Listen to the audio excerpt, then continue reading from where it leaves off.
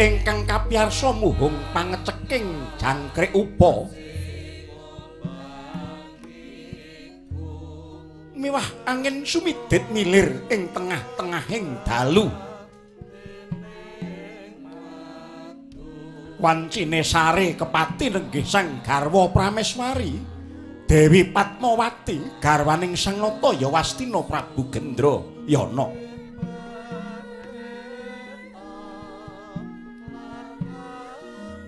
eling-eling putri Sulistyaning Warna wiwit pucuk rambut nganti jempol suku tatanana gethek cacate hambek ngumalarum ageng kasetyanira mring kakung nenggih Sang Nata Prabu Gendrayana nujing malem hari sukra manca warnane denge Sang Nata mempen aning pasmeden suci hari sang ayu nedeng kepati ngenira guling tatak sakoling mangke datan grahita miwah datan weruh sangkane bilai mencorong murup ana mripat naga nenggih naga diyu kaya srengenge kembar ing manci dalu ilat melet-melet ngiwa nengen ngupaya dununging Dewi Padmawati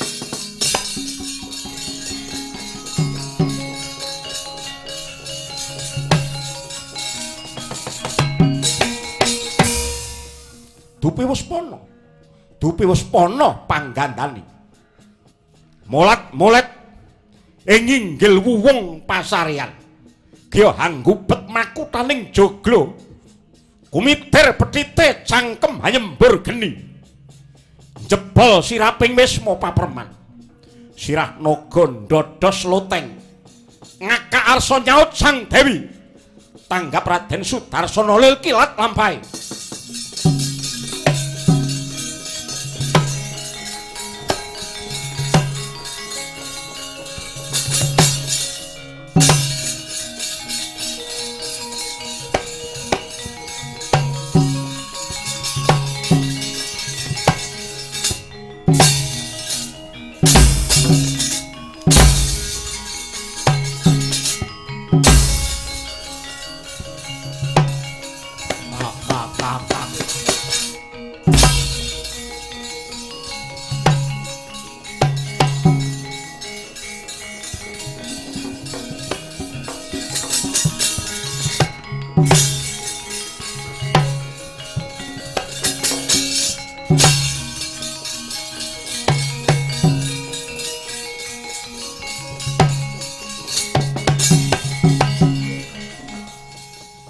ngembat parasna nanging parandene labet ula ingkang angel tangguhe sigor katak ngunus keris nenggih Kanjeng Kyai Pulanggeni nglolor sirah ingkang naga den saut dening astaning Sang Sudarsana pinagas guluning ula tugel tel getih sumembur muncrat nyipret ana dadane Dewi Padmawati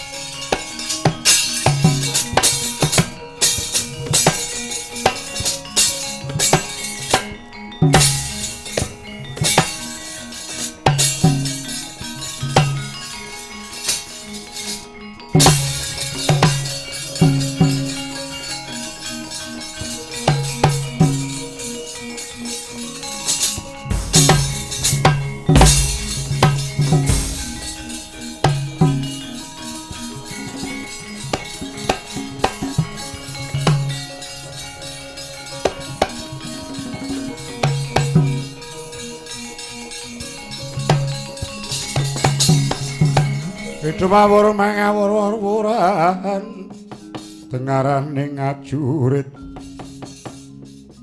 kong maguru gongso batanging naga musna ilang among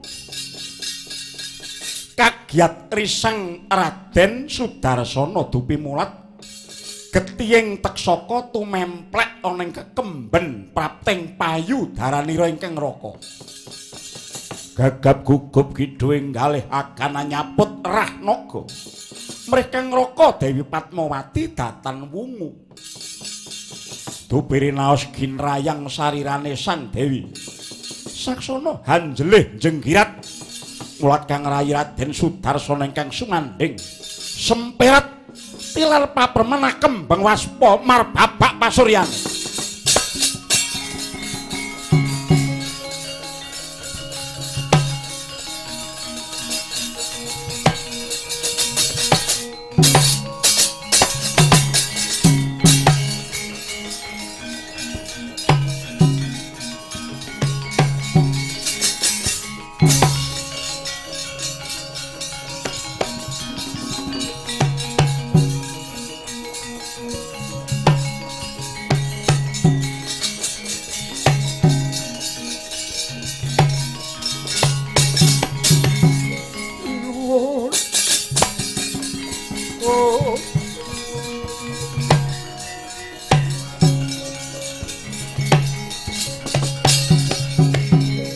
Dewangkara kingken lir manguswa kang layon denya ilang memanise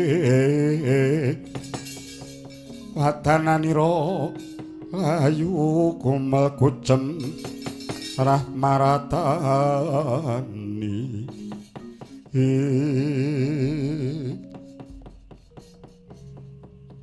mustikaning pun kakang wong ayu Yayi Ratu wancine lingsir bengi sira datan Indra malah kepara sumusul panjenenganing sun ana ing sanggar palanggatan kanthi arawat waspa kowe tawan-tawan tangis ana apa wong ayu sinuwun mugi linepatno ing bebendu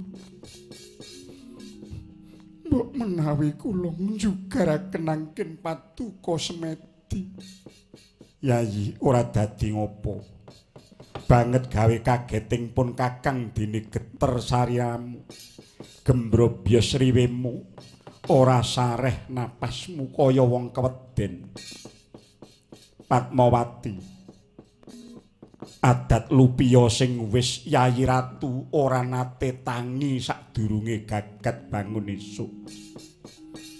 Pun Kakang Purnabrata Semedi siadi lagi wungu. Apa baya ingkang dumadi dene sira nganti sumusul panjenenganing ingsun Yayi? Sinuwun.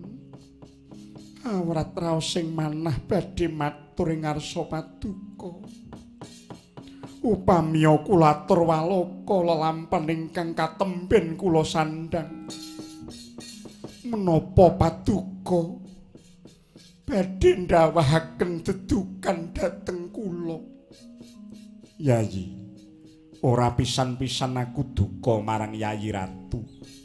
Sira iku sigaraning jiwaku. Turta upamata sira Yayi luput yekti isih gedhe pangapuraning pun Kakang Yayi gage. Aja ndadak tidha-tidha matura. Sinuwun. Keparenga kula unjuk atur wonten ing ngarsa Paduka.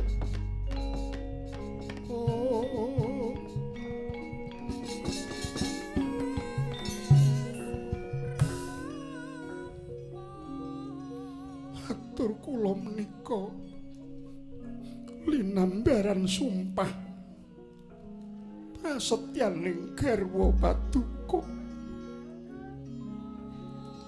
Mugi sining ratri menika ingkang dados seksi. Mugi menawi wonten dura matur kula Padmawati pikantuk bebendu saking dewa. Sinuwun sanget mboten nginten bilih lelampahan ingkang katemben kula sandhang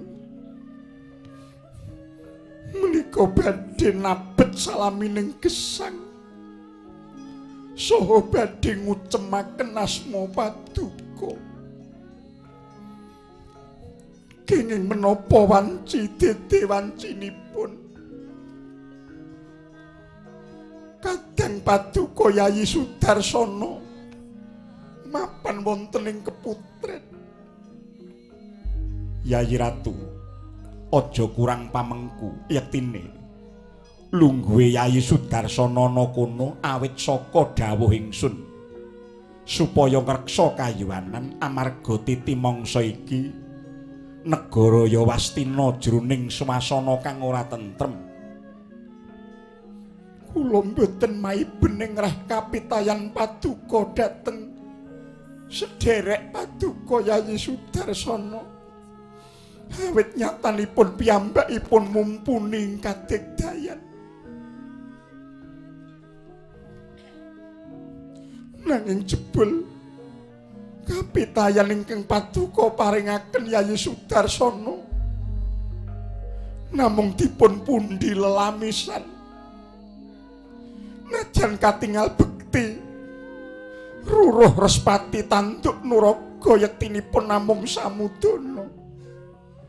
Dupilena ical wataking kasusilan sanget mboten nyana. Ngedengipun kula sare Rayi Paduka Sudarsana lumebeng patenggan kula patrap tan pantes lungguhing kadang muda wantun jejamah isining semekan garwa Paduka.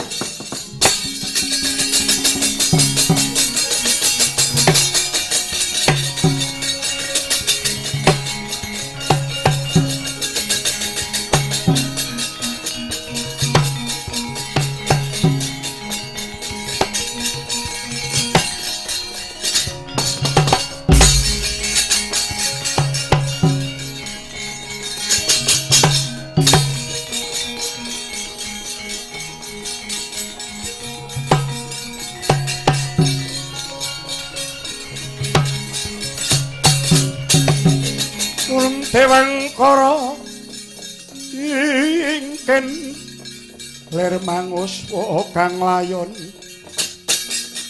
penyailang kang memanise wadananira layu kumel kucemrah maratani marang sariranipun.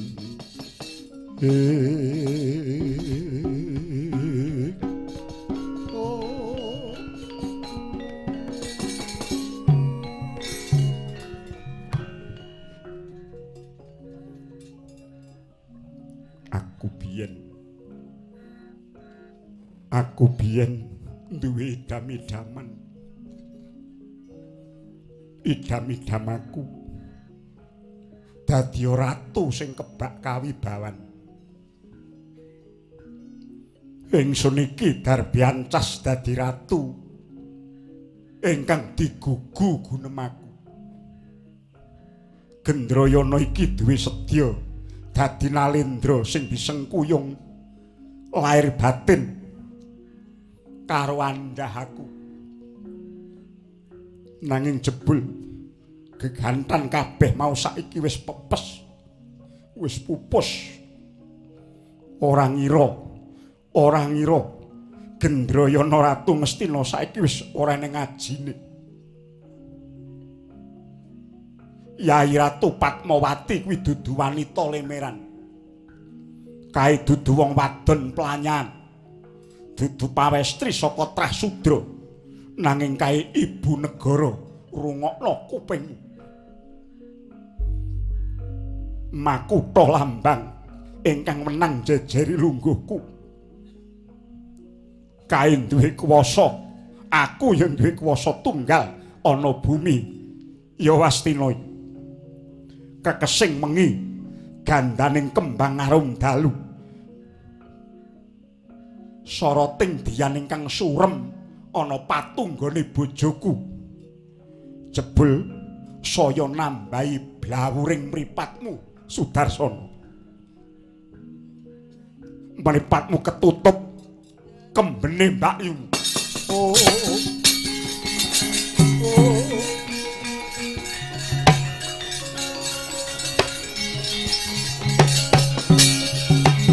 Tananira ayo kumel kucemrah maratani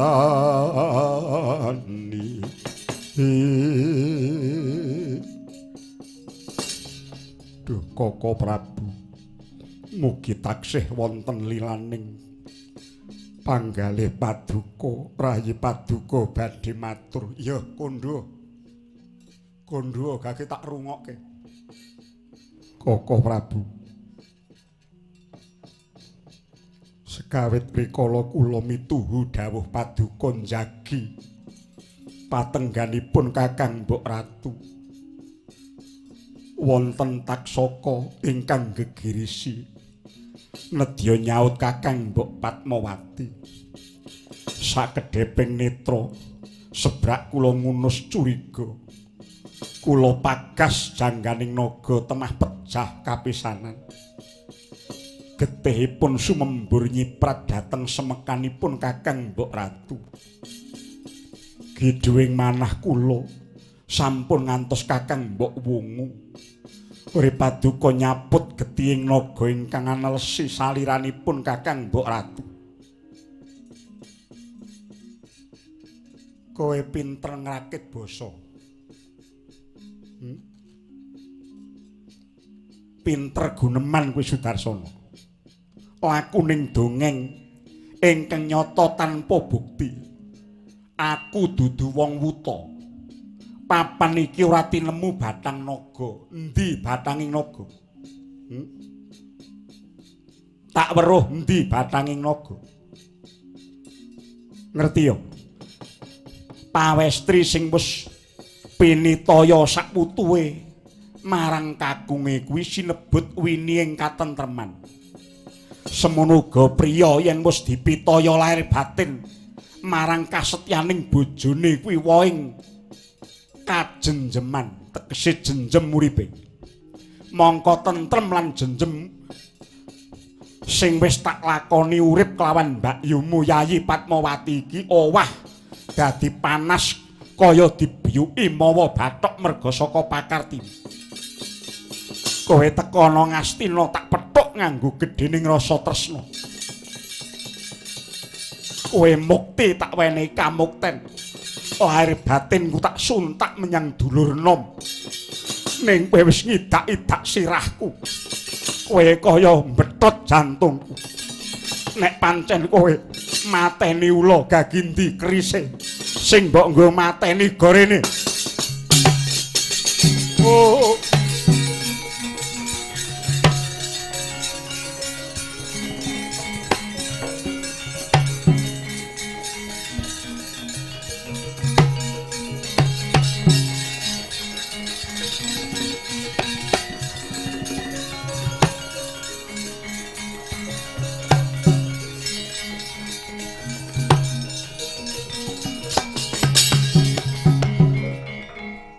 ampuh keris iki ampuh di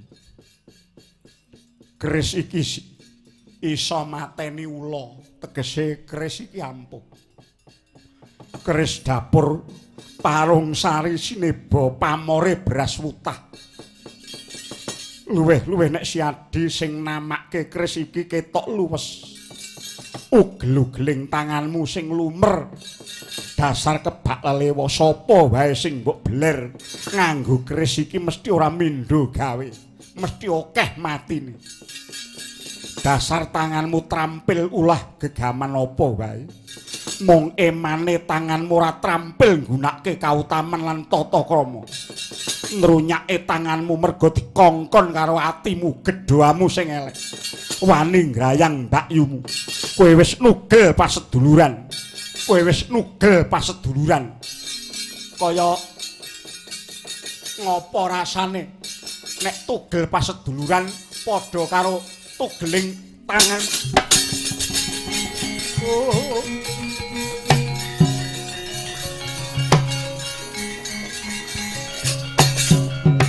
Oh Kakang Yop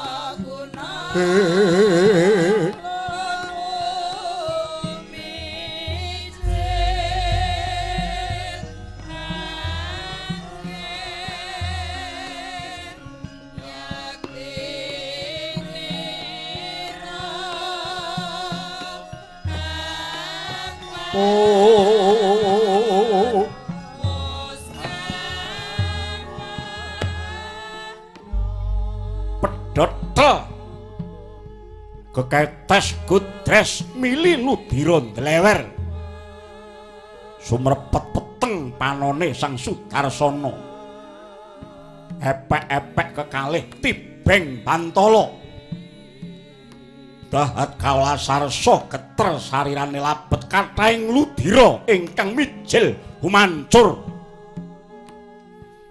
gegana peteng dedet limengan kumrasak swaraning langit lirutan sinemeni yekti hapsara miwah hapsari ingkang bebela kingkin meh rubuh ragane sang pekik barandine ora ana ingkang wani mitulungi handungkap wanci bangun esuk nungkap wanci bangun esuk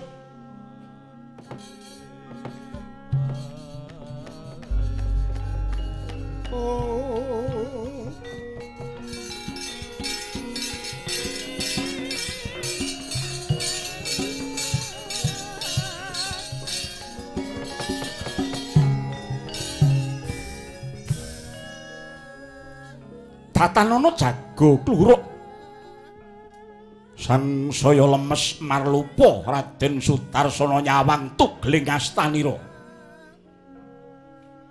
lon-lonan tumiyung saliraning siti epek-epek ira kekalih sigra cinakot bineta sumingkir medal saking kraton Datma trenyuh mengeng dandar bedaya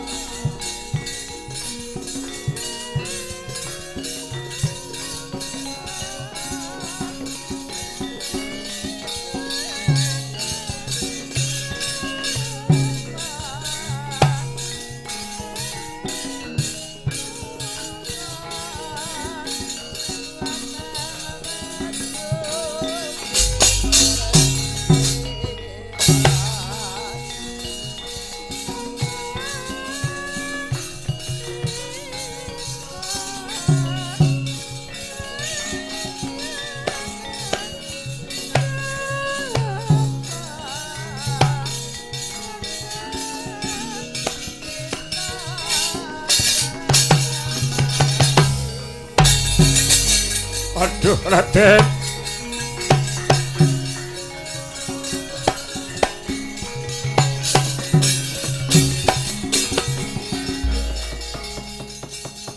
mang wong wang mangani mang nyonenging nala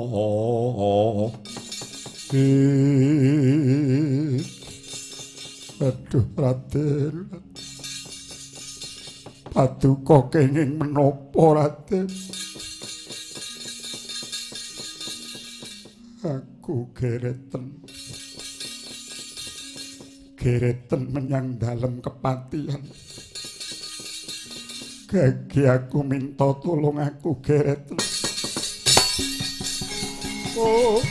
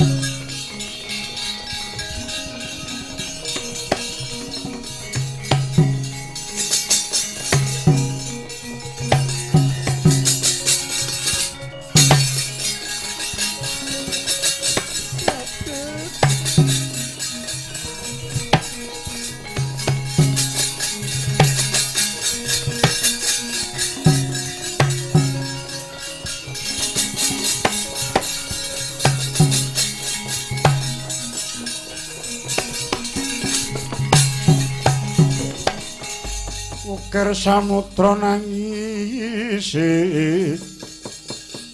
kang tataman kanen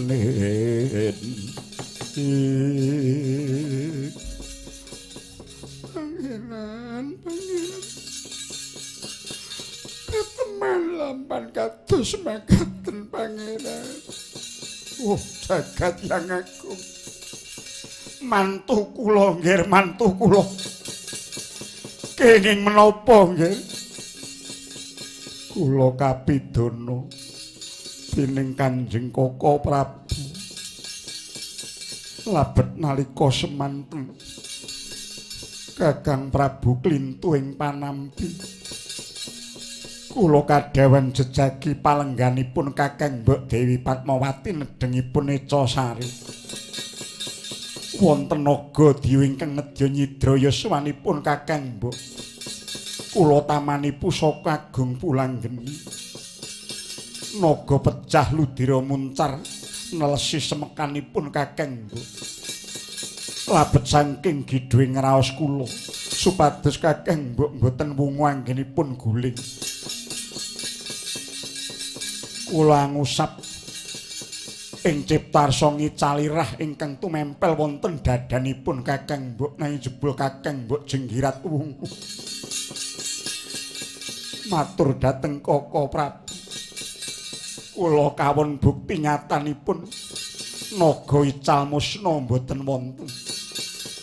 Rama Kyai Patih. Rama Kyai Patih. Kula badhe mantuk. Kula badhe mantuk dhateng Jati Pitu Rama. Oh.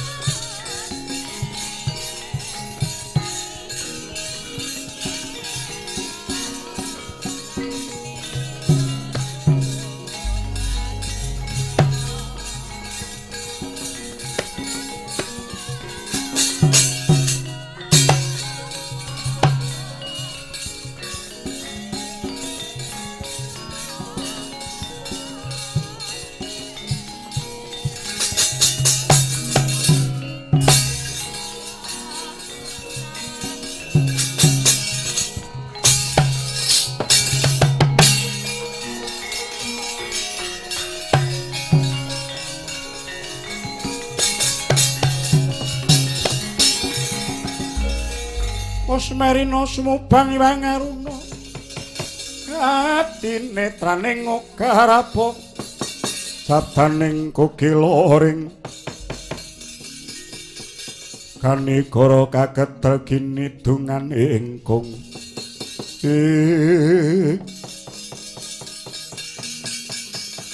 B kinarya perak kang mangka sambuing kandha ingkang mapan ing negari Nuswa Kambana Prabu Drawalika umricik suarane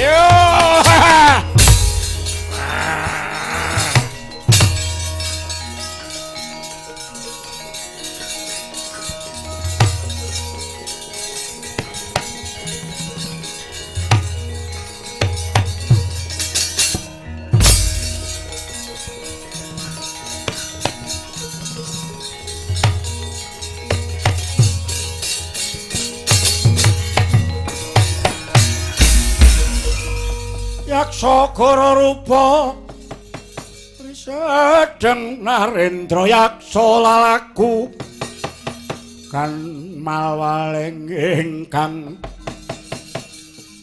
gambira marang ngisi siung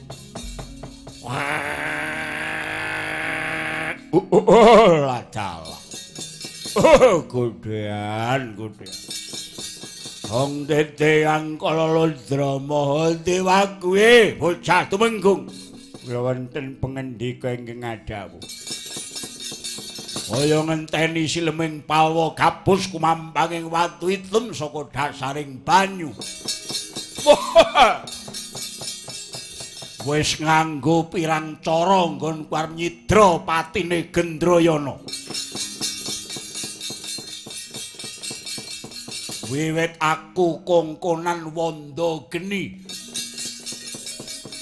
aku kongkonan mban eka sandi aku kongkonan gajaksasura lan liya-liyane ndi kabare urung eneng pawarta Ngastina rubuh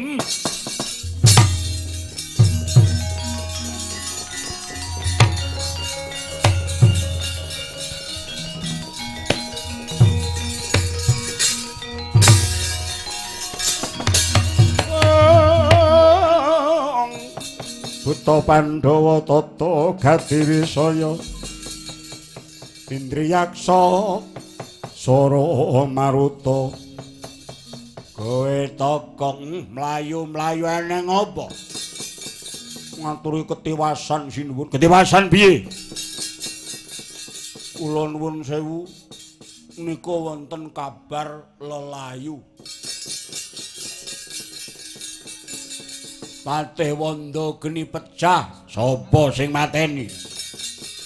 Raden Sudarsana menika kadang mudanipun Prabu Gendrayana. Mban raseksi Eka Sandi nalika semanten malih warni dados Randha Sambega. Lan ugi Patih Jawi Gajaksasura malih dados kuda. Ing pamrih ugi badhe nyidra yuswanipun Gendrayana parandene kekalipun pecah ugi saking Raden Sudarsana.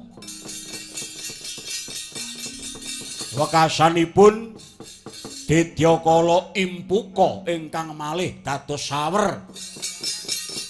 Dados naga ageng nyidra garwanipun Prabu Gendrayana parandene ugi sampun pecah dening Raden Sudarsana. Kabeh kok Sudarsana.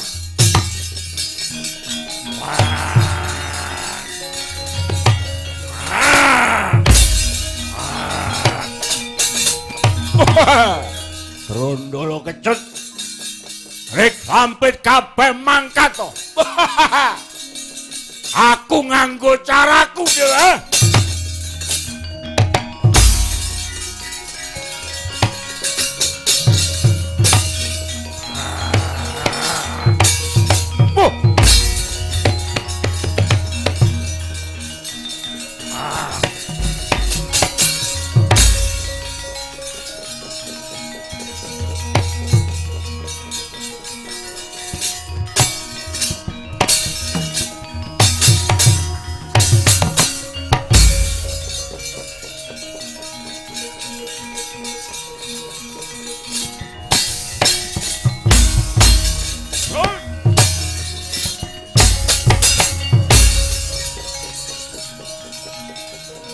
Angkat kabeh.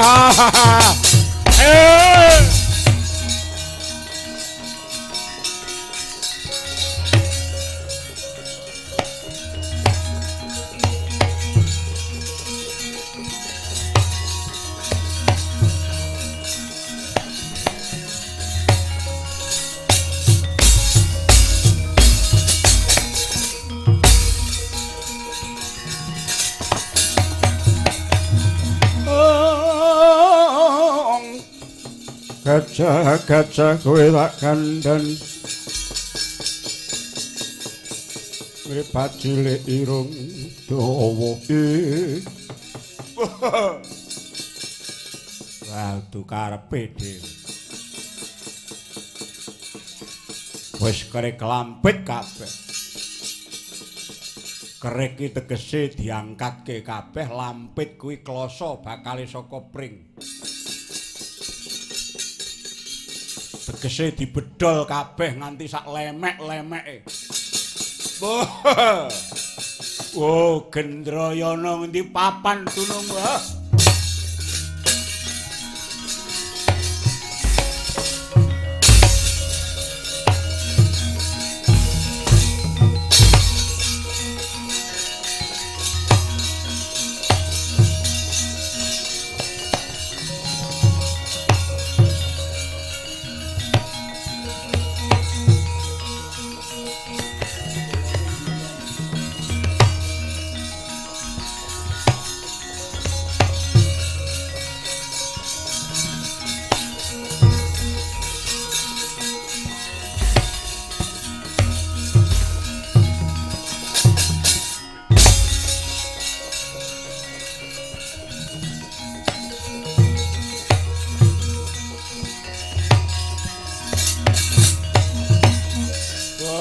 Sapa iki?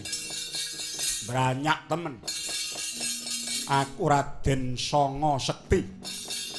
Putrane Prabu Sanga turun saka Raden Setyaki. Wah.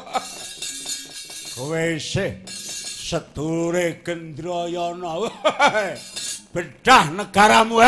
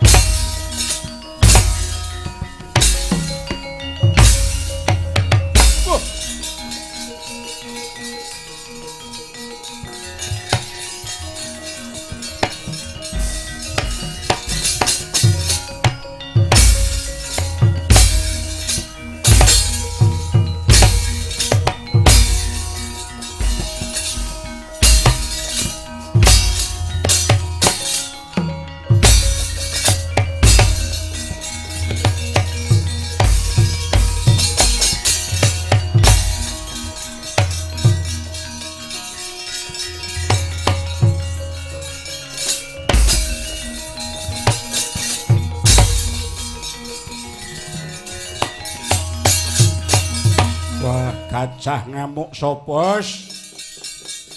Gajah binggala aku kowe sapa aja mutar tanpa turun Patih Danurwenda. Kowe putrane Danurwenda, ya aku Raden Danurdara tunggal turun kowe.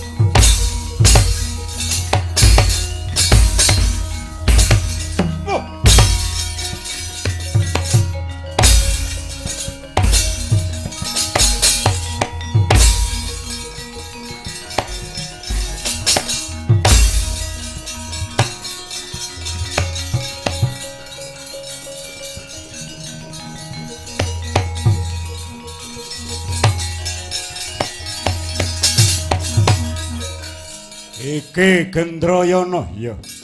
Aku nata ya Wastina Prabu Gendrayana. Minggat aja gawe geger. Bangka wae.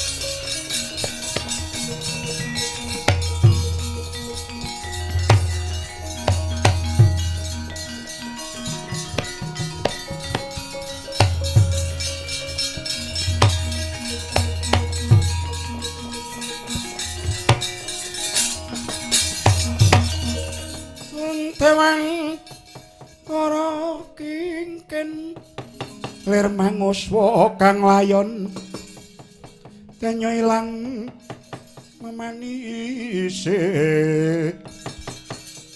wadananira ayu kumel kucemrah maratan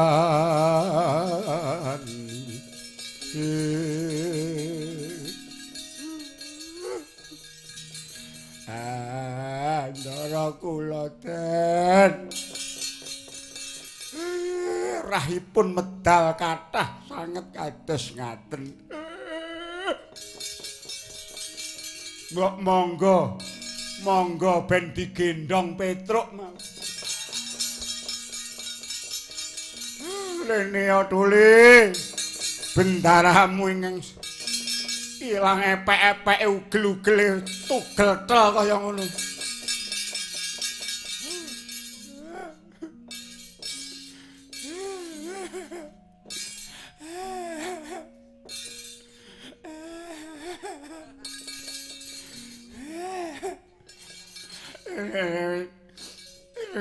Bicara kayak gini.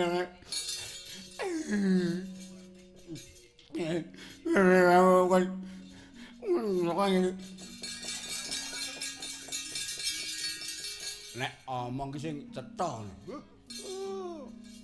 Nek nangis ya nangis. Ilere didokne sik. Engko sik. Arep tak idoke ngendi wong uki. Kene apa piye? Oh, dapurmu lah. Nek ndarane kelaran kok malah do cengengesan ora. Ha mbok ya do dilipur. Ora.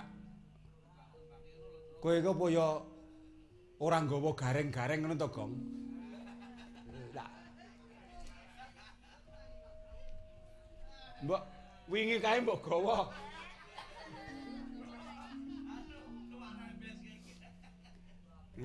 Aku ora nggawa. Kae jenenge gareng rai nanah iki. Oh, wandamu ora.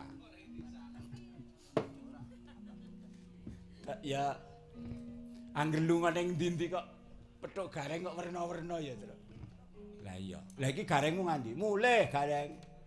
Nek yahene iki galeng wis ora gelem metu. Oh, ngono to. Dadi nek wis bar gara-gara kae gareng iki mulih. Oh iya. Nang endi kok? Nang Karanganyar. Oh. Kiai Semar. Kiai nadyan to kaya mengkene kahananku nanging sariraku isih kuat ya nadyan tasih kiyat nanging kula sing mboten mentala Gus Petro nang bapa ngendaramu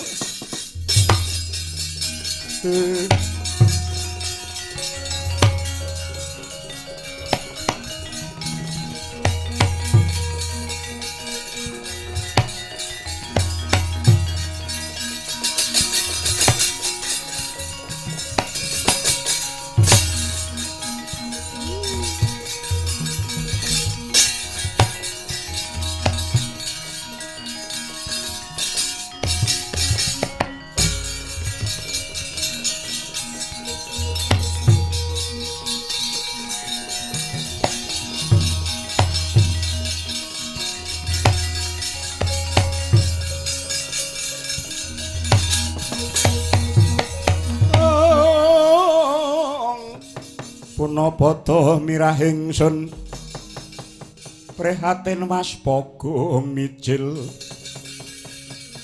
mulat saking katebian ana gajah telalene hanggubet Nalendraya Wastina Prabu Gendrayana kaya tinotok Candrasa dadane Raden Harya Sudarsana kanthi sisa-sisaning kekuatan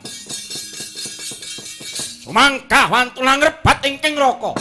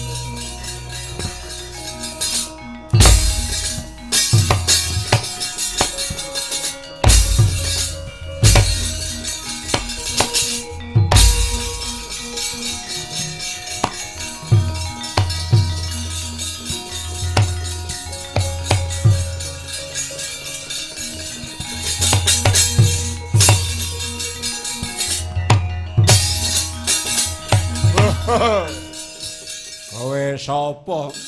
Raden Sudarsana. Liman Binggala. Anggep ngopo? Nyawane Gendrayana wis ana tanganku, Minggata.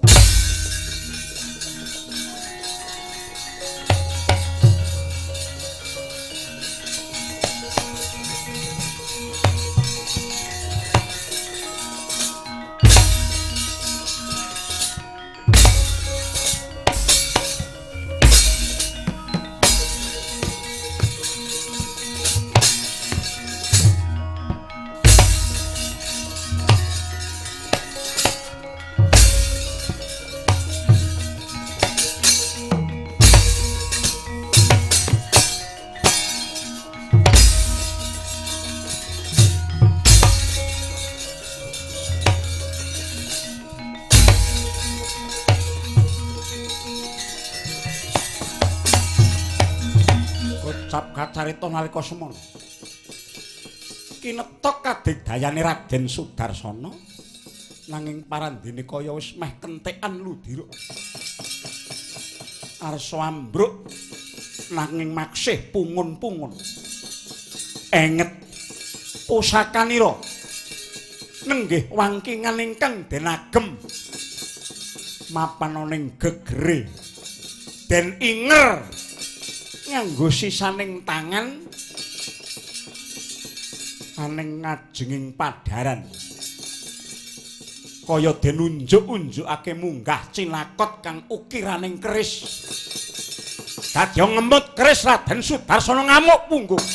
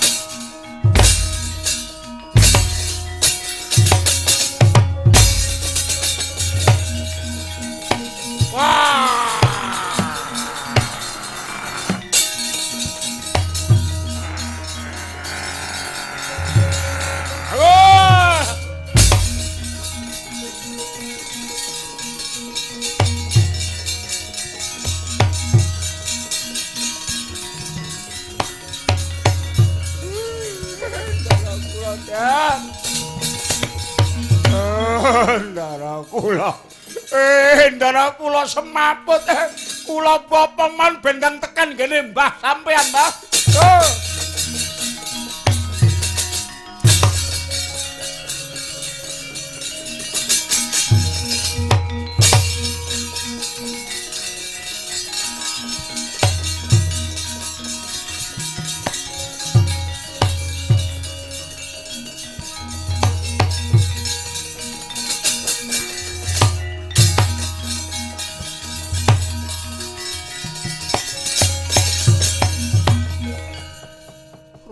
Begawan ana apa sadu pinten-pinten dinten menika suaraning manuk bencik kados Sanjara Karna rijal ingkang mungel wonten ing kidul kilen tumratap raos sing manah kula menapa kewangun ingkang kula cepeng gregeli dawah wonten ing lemah bapa. Oh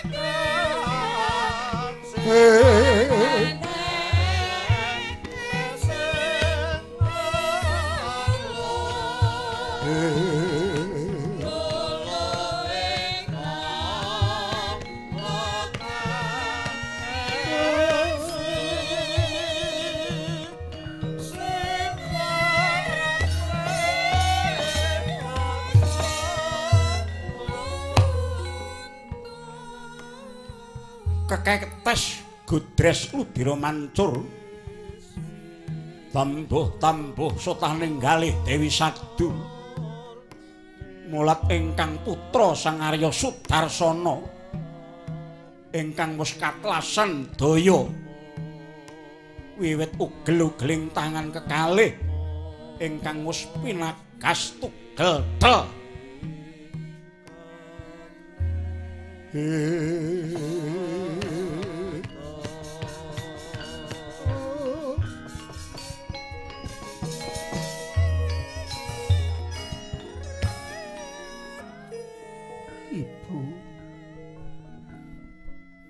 kula wangsul mriki. Ibu, anakku nggih anakku, kowe aja mati, kowe aja mati ya Li. Oh, utuku nggih. Lelakon kang mbok sandhang kaya mengkono. Oh. Pakartine sapa? Kula dipun pidana kaliyan Kakang Gendrayana. Putu sampeyan iki mboten lepat. Sing mamak mumuk peningale nggih Ratu Yowastina nika.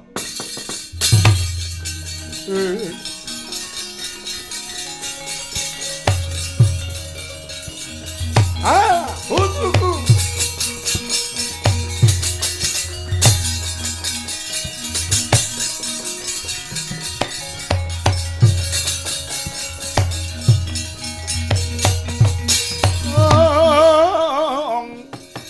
Dewa nyugata marang sureng perang ngudani arum-arum ngendan wing awiyat. Ora kengkon ora kecong Pak Bong Pak Bu yang tegar kali gedhe sama sing gawe. Ger Sidikara lan sira sadu. Pangabekti kula katur Pukulun. Iya ya. Sukti kula katur kados pundi yoga kula Pukulun. Henrada, isih esuk umun-umun. Kok wis tekan kene kowe, Dingareni kok risik men. Apa mbok cepetke lakumu, Rada? Iya ya Kakang Semar. Nganti horeg kayangan jonggring salaka goro reh, goro-goro. Yektine Dewa Nakseni dumati lakon iki, putumu iki ora luput, putumu iki ora salah. Malah kapara wis marambah makaping nyambung nyawane Ratu Yowastina Si Gendrayana parandene kae wong ora weruh ing lelabuhan. Sutarsana kowe aja cilik atimu. Ora bakal ana ala tumameng becik sing gawe jagat iki maha adil sekabehe. Epek-epek mutiti mangsa iki bali kaya sekawit.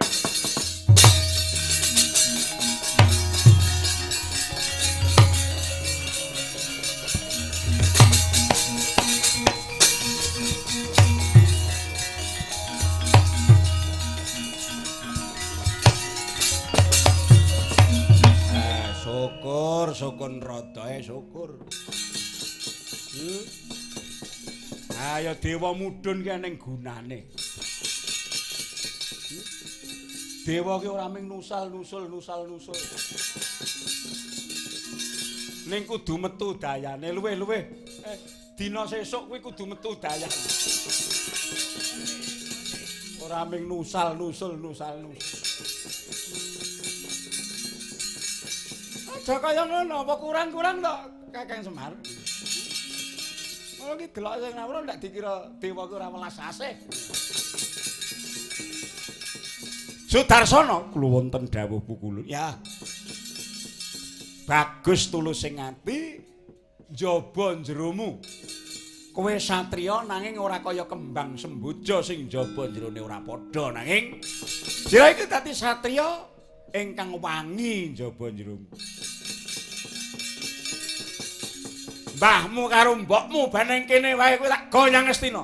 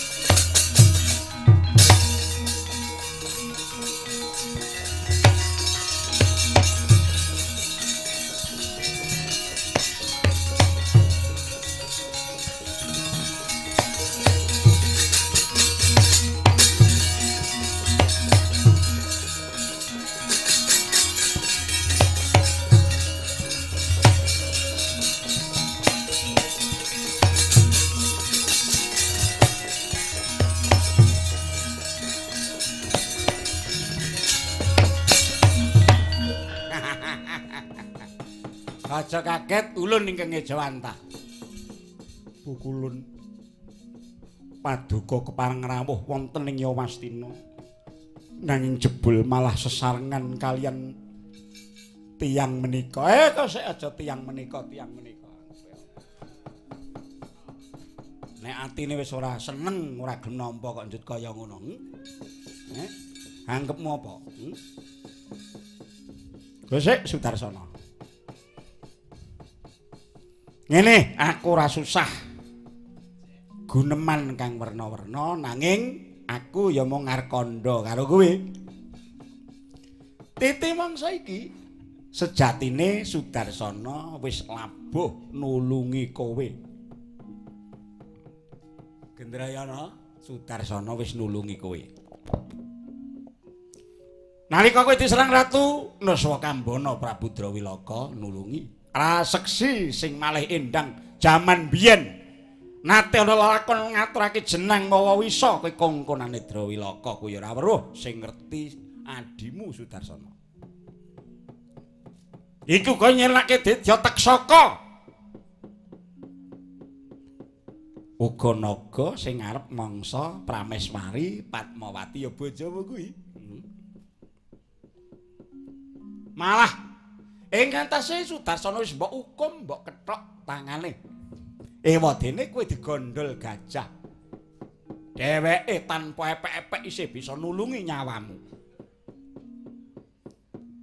Uga nalika semono adimu si Sudarsana wi nyirep geni pengabarane Dedyawanda geni ing ngubar kutha gara-negara Yawastina. Tegese pirang-pirang bab ingkang wis katindakake dening adimu iki yekti dadi paseksen gedhening rasa setya bektine menyang sedulur tuwa.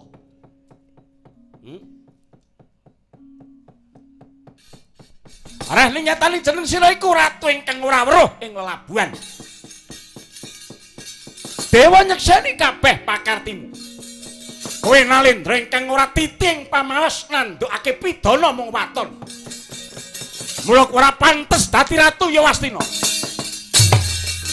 Oh.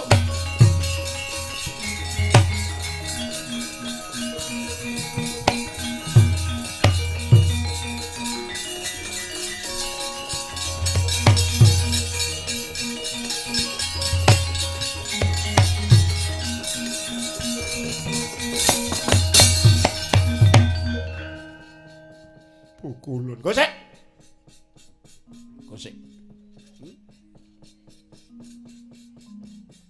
Apa yen kowe mung mudhun saka ndampar ngono kuwi, rumangsamu aku wis bisa mencep.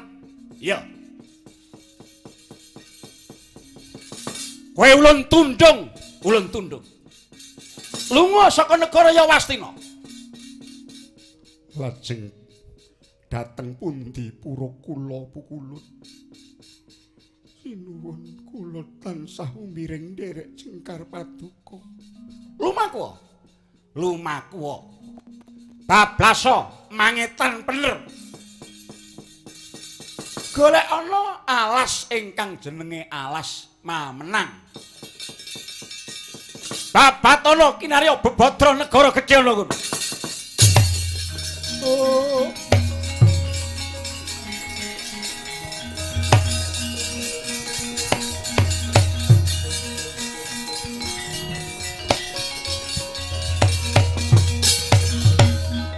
Koko Prabu, kula mboten saged nampi lelampahan menika. Paduka ingkang kagungan negari Yawastina. Paduka sesembahan Makutha Raja. Menawi paduka Jengkar langkung rumiyin, kula kapejah ana kewala Koko Prabu. Oh.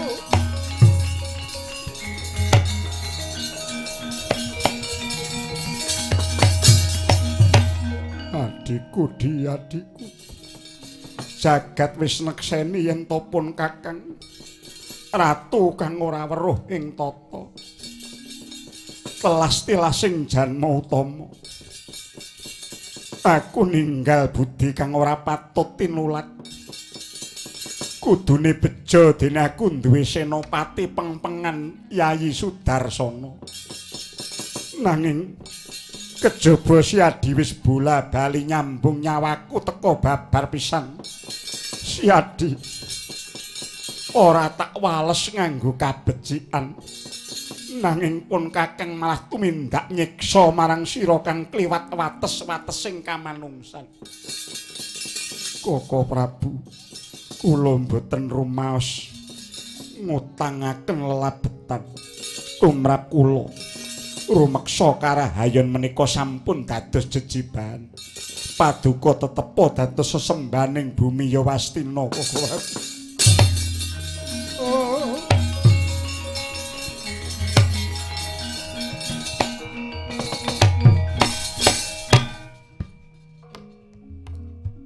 Aku wis ora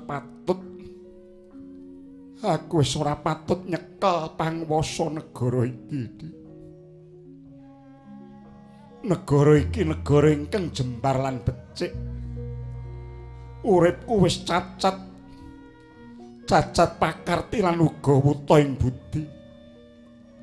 Wong sak negara wis ora bakal sumuyut marang aku. Pauku maning jagat lan pauku maning dewa menyang aku ingkang kudu ninggalake negara iki. Tumrap rasaku abote ora sepira yen to katanding kelawan pakartiku nggonku nugel tanganmu. Aku wis isin nyawang pewayanganku dhewe. Pun Kakang wis lila ngangkat sikil saka ing bumi iki.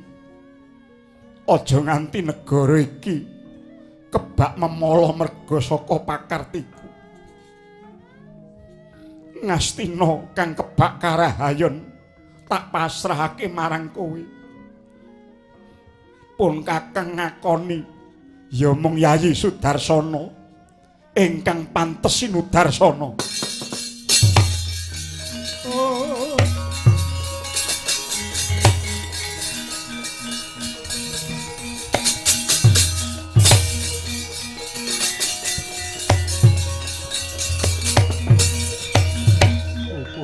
Kapejahana kula pukulun.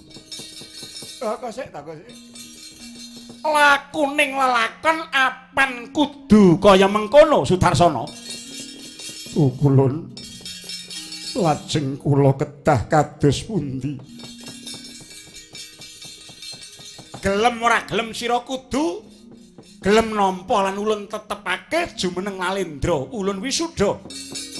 Ngrenggani Purayagung negara Yawastina dadi ratu ingkang agung lan wibawa. Tak patrapi Mekutha kowe jejuluka Prabu Yudayaka ya Prabu Darmayana.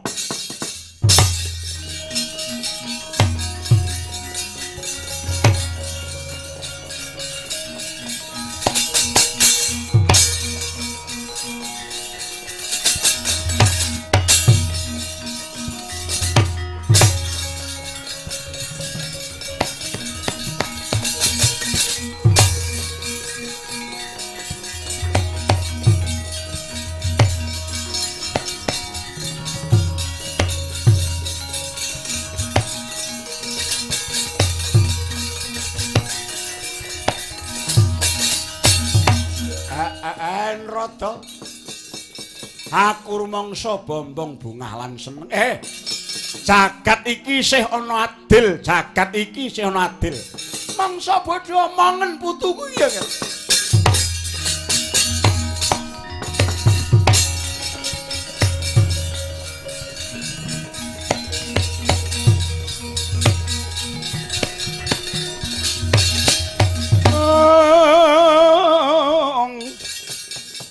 Semareka den prayitna semurireh iku ambali.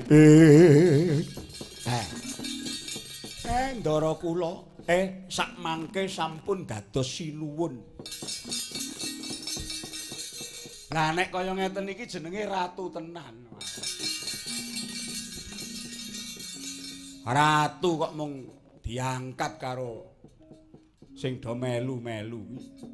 Ratu cara kepiye? Nek niki ratu tenan. Paseksene Dewa Narada. Kyai Semar iya nggih. Ratu sejati niku mboten badhe kasamaran dhateng ajining kencana sing kalingan jejember. Sing nyenyukri nanging kosok baline uga ora bakal kasamaran marang sejatining sesuker sing diwadahi piring emas.